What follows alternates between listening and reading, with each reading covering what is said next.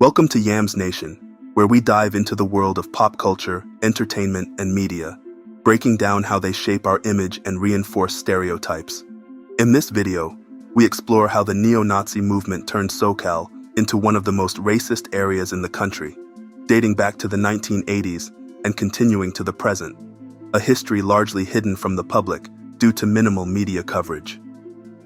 Recently, the arrest of 68 suspected white supremacists in Southern California made the news, though coverage was limited. The gang, called the Peckerwoods, was located in the San Fernando Valley and is known for its violent acts and criminal activities.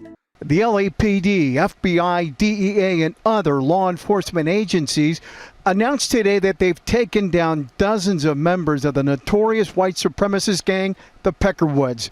The gang is based out of the San Fernando Valley. 29 federal arrest warrants were served this morning. 68 members of the gang were indicted on charges ranging from gun violations to identity theft.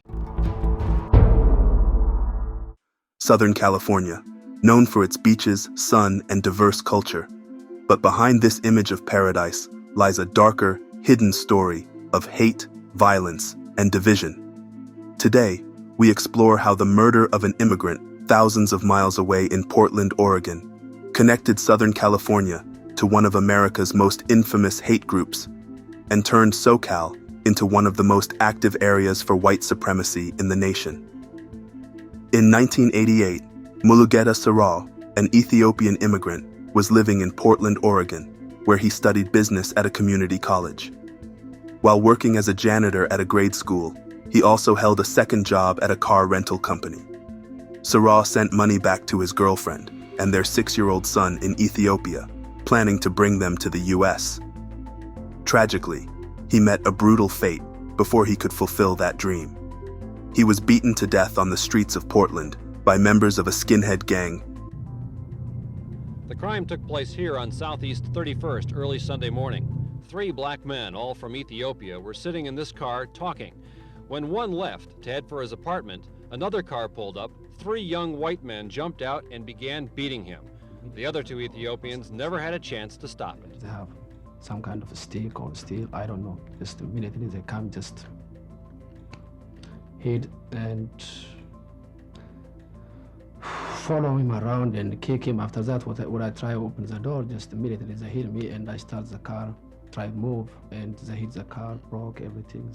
There were also 2 women with the 3 skinheads, women who stayed in their car, but who shouted encouragement. They never say anything, just the girls, they screaming inside, and they say, kill him, or beat him, Dead is 27-year-old Mulugeta Seraw. Seraw came to the U.S. 7 years ago to attend Portland State University. And now, Seraw's uncle will have to explain to Seraw's parents in Ethiopia how something like this can happen in America. Members of a skinhead gang, a well-known white supremacist group, were convicted of the murders. They were part of an extremist group with ties to Tom Metzger's White Aryan Resistance, WAR. Thomas Metzger wasn't just another extremist. He was a master of propaganda, and Southern California became his base of operations. Metzger, originally from Indiana, relocated to California and quickly gained notoriety. By the early 1980s, he had established the White Aryan Resistance, or WAR, which aimed to spread racist ideologies across America. He chose San Diego area for his operational base, planting seeds of hate that would continue to grow for decades. Metzger's organization became notorious for its media-savvy approach. They published newsletters, hosted TV shows, and recruited youth through music, particularly punk and skinhead subcultures that were growing on the West Coast. When Metzger's group became linked to Mulugeta Seraw's murder, it was a national scandal. Metzger was sued by the Southern Poverty Law Center and the Anti-Defamation League, leading to a $12.5 million judgment that bankrupted him. The judgment was huge, unprecedented. Racist Tom Metzger, his son, and their fanatic White Aryan Resistance now facing damages of some $12 million. Metzger was accused of inciting his neo-Nazi skinhead followers in the murder of this man, Ethiopian Mulugeta Seraw, clubbed to death because he was black. The jury found that Metzger had sought to foment exactly this kind of racial violence. Civil rights attorneys hope the damage suit will break the financial back of the Metzger's white supremacy movement. But Tom Metzger vows that will not happen. The white racist movement, the white separatist movement, will not be stopped in the puny town of Portland.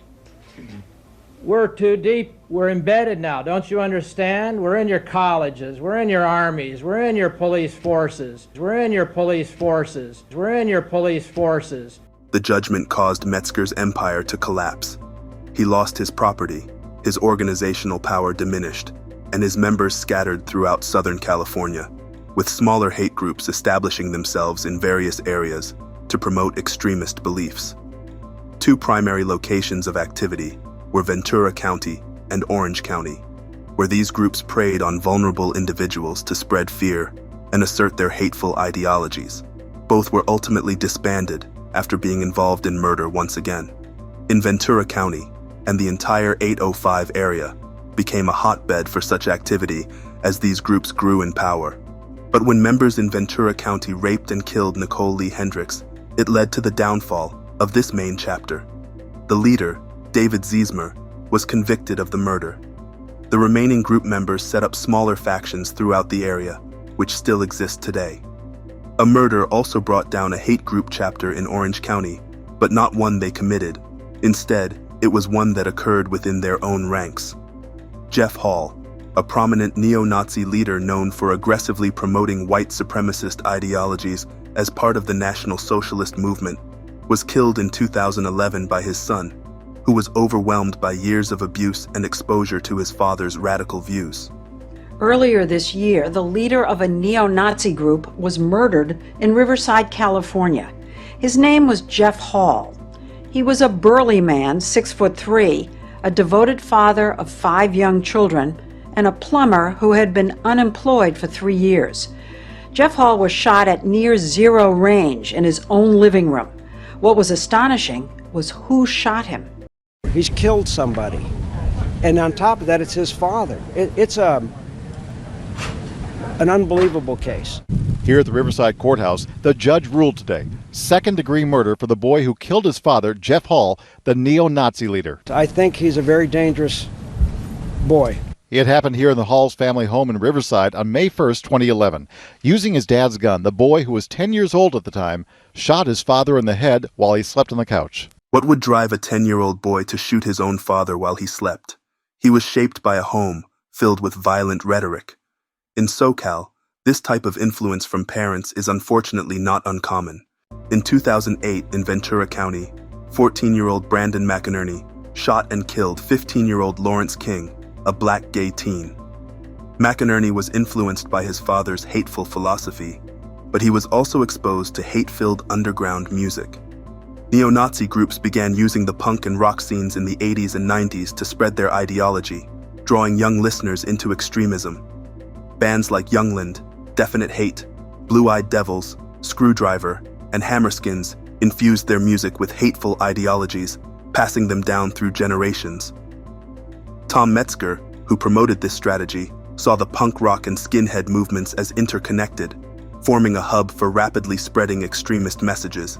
However, after gaining public attention for his association with the murder of Mulugeta Seraw, Metzger inadvertently highlighted how music influenced young people, prompting the music industry to make changes. As a result, punk and rock were pushed underground while hip-hop was elevated. Had punk and rock remained in the mainstream, we might have seen more Brandon McInerneys. Instead, we see more Lil Durks. Anyway, it's amazing how one man's murder led to changes in Southern California, the legal system, and even had an indirect effect on the music industry. To this day, many people in Southern California remain unaware of the depth of racism that permeates the region, largely because the media has not, and still does not, highlight it as prominently as stories about gangs like the Crips and Bloods. All gangs operate similarly, committing violent crimes, participating in drug sales, engaging in murder for hire, and perpetuating a cycle of fear and violence. But the media coverage has not always been the same. That's it for this video. Until next time, take care.